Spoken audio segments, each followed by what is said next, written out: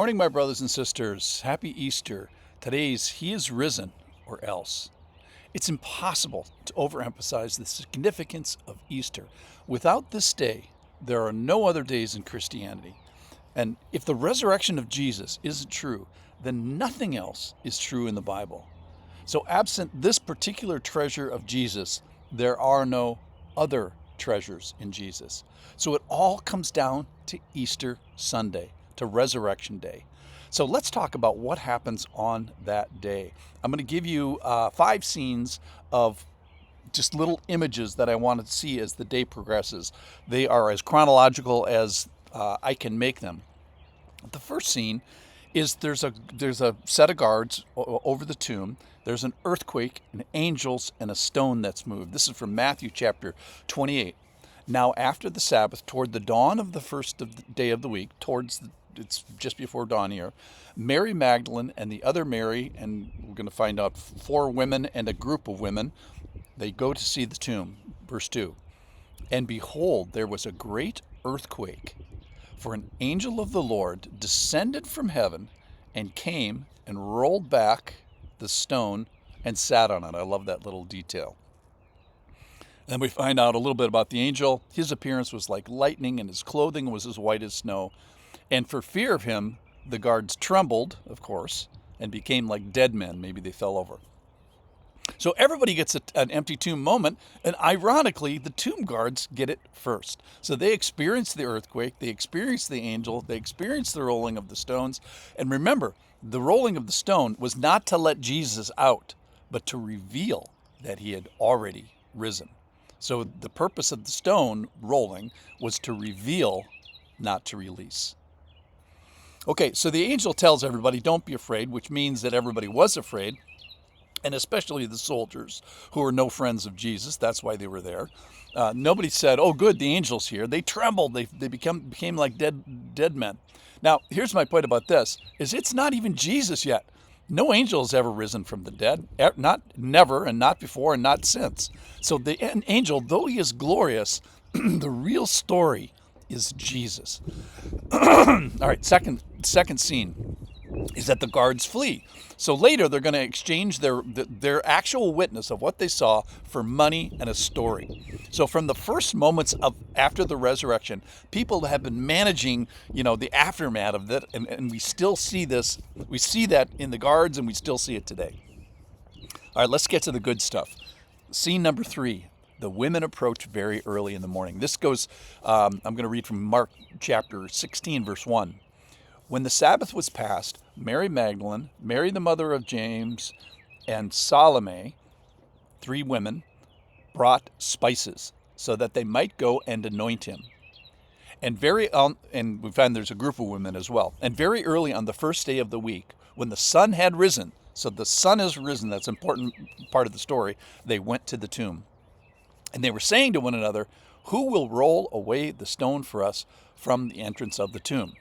So I love this. Let me just pause there. We hear their conversation. We hear their concern that it's a large stone that they're going to have, impossible trouble with.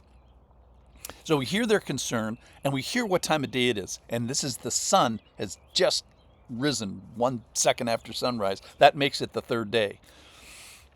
So a little bit of sun from Friday, all day Saturday, and a little bit of sun on Sunday. That makes it 3 days. But on the first day of the week, Luke 24, verse 1, the first day of the week, at early dawn, they went to the tomb, taking spices they had prepared, and they found the stone. Okay, so this group of women, faithful, ministering, brave women, and they're still here. They were at the cross, and they're still here 12 hours later. While it's still, extremely early in the morning. They had no plan what to do with the stone, and poof, the problem is solved because the angel had already been there. So their plan, however, was not for a resurrection. So let's not give them too much credit. Their plan was for a spice application.